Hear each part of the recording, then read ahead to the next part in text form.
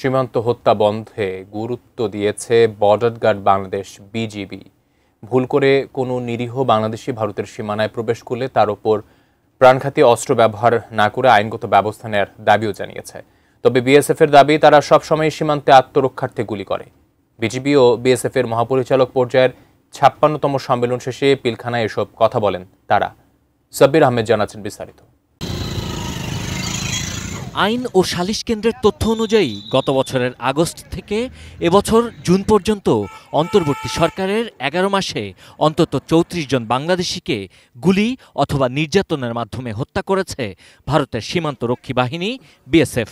এ অবস্থায় গত ২৫ আগস্ট শুরু হয় বিজিবি ও বিএসএফ এর মহাপরিচালক পর্যায়ের সম্মেলন। বৃহস্পতিবার শেষ দিনে দুদেশের দুই সীমান্তরক্ষী বাহিনীর প্রতিনিধিরা গণমাধ্যমের মুখোমুখি হন।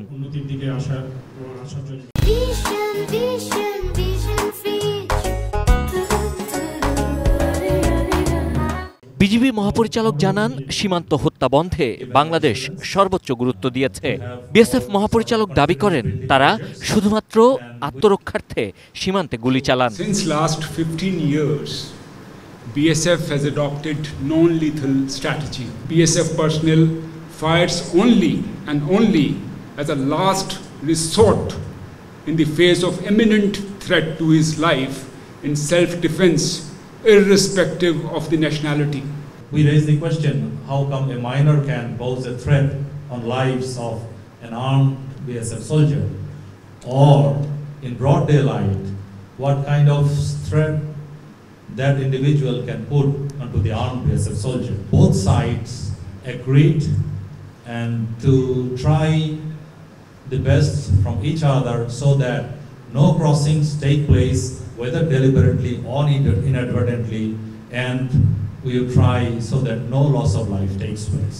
ভারত কাউকে পুশিন করেনি বলেও দাবি করেন বিএসএফ মহাপরিচালক। From my side, there is a great exfiltration happening. People are coming back. They are coming back through proper channels. They are coming back through gaps, and they are coming back through us. Whosoever we find, we immediately are handing over to the BGP. সীমান্ত কেন্দ্রিক যে কোনো সমস্যার সমাধানে যৌথভাবে কাজ করার ব্যাপারে জোর দিচ্ছে বাংলাদেশ।